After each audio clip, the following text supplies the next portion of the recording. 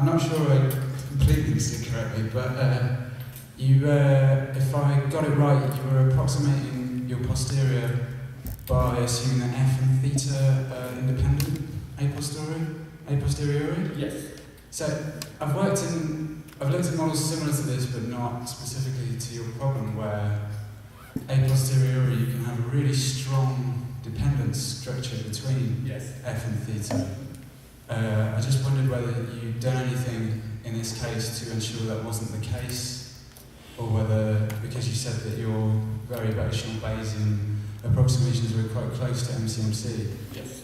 So is that just not in your particular structure of problem? There's not so much dependence. Yes, you are right. If the dependence between f and theta is very, very high, then this approximation may not be a good one. But hopefully, in this case, this dependence is not so high. F is a very huge dimensional vector, and theta is a few parameters of the probability law.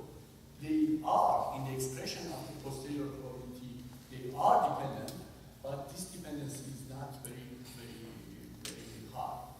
And as I told you, in this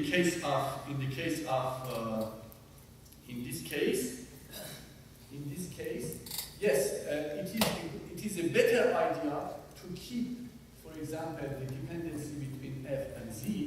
So not to do this, but do it q1 f given z and q f and z together and theta separately.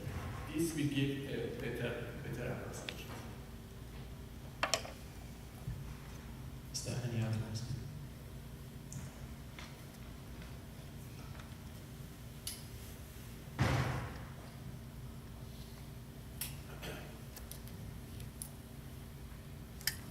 In your work, have you had any need to consider problems where the age operator is maybe parameterized and has some unknown parameters? Yes. For example, in image deconvolution, blind deconvolution, the matrix H is a Topliss matrix, a very great Topliss matrix, which is defined only by some elements of the first line, and you can either parameterize them or just to say that, okay, I do not know the structure, the impulse response of the system, and I want also to estimate the impulse response of the system. And I have some papers on blind